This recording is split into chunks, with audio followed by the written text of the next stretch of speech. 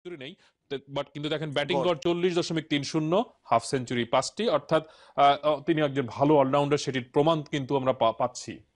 আমরা তার বোলিংটা একটু দেখতে চাই, মিরাজ কেমন বোলিং করেন। 12 ম্যাচের 19 ইনিংসে তিনি বল করেছেন, 41টি উইকেট নিয়েছেন। সেরা বোলিং 103 রানে 10 উইকেট, গড় দেখেন 23.48। 5 উইকেট নিয়েছেন 3বার, 10 উইকেট নিয়েছেন একবার। তার মানে বোঝা যাচ্ছে মেহেদী হাসান মিরাজ আসলেই দুর্দান্ত একজন অলরাউন্ডার, বাংলাদেশের জন্য ভবিষ্যতের সম্পদ। তাকেই প্রথমবারের মতো দলে ডাকা হলো, হয়তো অভিষেকও হতে পারে। আমরা দেখতে চাই এর পরে কে রয়েছেন দ্বিতীয় জনকে, 4 জনের দ্বিতীয় জন। আমরা দেখতে পাচ্ছি পেসার কামরুল ইসলাম রাব্বি। প্রথম শ্রেণীর ক্রিকেটে তিনি এখন পর্যন্ত 47টি ম্যাচের 79 ইনিংসে বল করে 103টি উইকেট পেয়েছেন। তার সেরা বোলিং এটা ম্যাচের সেরা বোলিং, 119 রানে 6 উইকেট। তার গড়টি দেখেন 40.89। এটি কিন্তু কোনোভাবেই ভালো নয় প্রথম শ্রেণীর ক্রিকেটের জন্য, কিন্তু সাম্প্রতিক সময় তিনি খানিকটা ভালো করছেন বলে হয়তো তাকে কামরুল ইসলাম রাব্বিকে সুযোগ দেওয়া হয়েছে।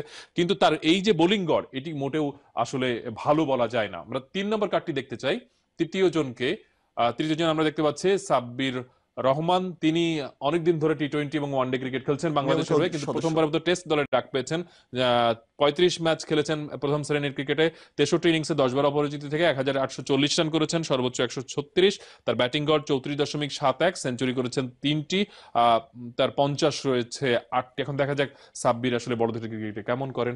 আমরা শেষ ব্যক্তিটি দেখতে চাই, শেষ চারজনের শেষ জন হচ্ছেন নুরুল হাসান সোহান, উইকেটরক্ষক ব্যাটসম্যান। প্রথম শ্রেণীর ক্রিকেটে ভালো করছেন, 49 ম্যাচের 71 ইনিংসে 13 বার অপরাজিত থেকে 2425 রান, সর্বোচ্চ 182। ব্যাটিং গড় দেখেন 41.81, সেঞ্চুরি 5টি, 50 করেছেন 13টি, এবং তার উইকেটরক্ষক ব্যাটসম্যান হিসেবে তিনি দলে এখন পর্যন্ত 137টি ক্যাচ এবং স্টাম্পিং তিনি করেছে। করেছেন, এবং তার পরিসংখ্যান কিন্তু অনেক ভালো।